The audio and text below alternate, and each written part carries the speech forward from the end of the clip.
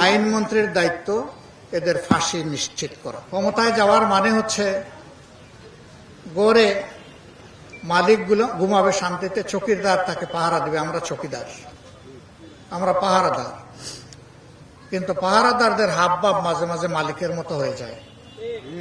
তারা দেশবাসীকে তাদের বাড়াটিয়া মনে করেন আর নিজেকে তারা মালিক মনে করেন।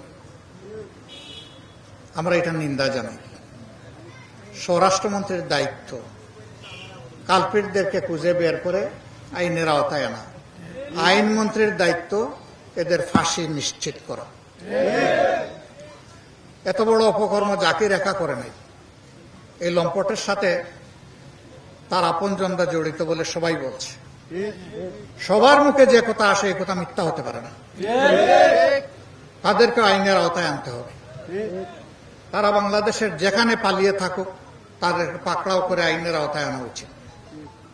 তাহলে ভবিষ্যতে কোন লম্পট কিংবা লম্পটের সহযোগী হওয়ার দুঃসাহস কারো হবে না। এই বিচার প্রক্রিয়া এখনো শুরু হয়নি। 28 দিন হয়ে গেল। এত বড় চাঞ্চল্যকর একটা ঘটনা সারা দেশকে নাড়ালো, দুনিয়ার মানুষ কাঁদলো, কিন্তু এখন পর্যন্ত একটা চার্জশিট দাখিল হলো না। আমরা এখানে আইন শৃঙ্খলার দায়িত্বে যারা নিয়োজিত আছেন, এই এলাকা কি সিটি কর্পোরেশনের ভিতরে না বাইরে? সদর উপজেলা।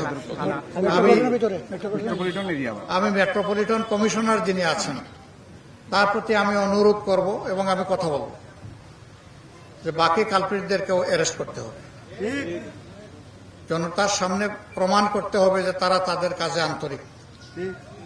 যদি এই দায়িত্ব তারা পালন করেন তাহলে রাষ্ট্রের কর্মকর্তা কর্মচারী হিসাবে তারা জনগণের সহযোগিতা এবং দোয়া পাবেন।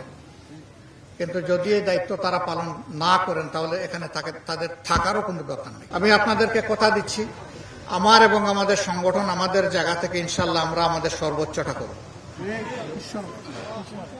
হ্যাঁ, তাদের কপাল বদলানোর দায়িত্ব আল্লাহ তাআলার, আমরা পারবো না, কিন্তু তাদের বিপদে তাদের পাশে দাঁড়ানোর দায়িত্ব আমাদের সবার।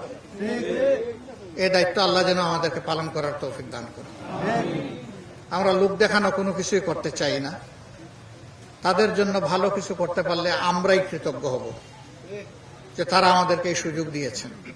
আল্লাহ তাআলা আমাদেরকে সামর্থ্য দিয়েছেন। আপনারা দোয়া করবেন।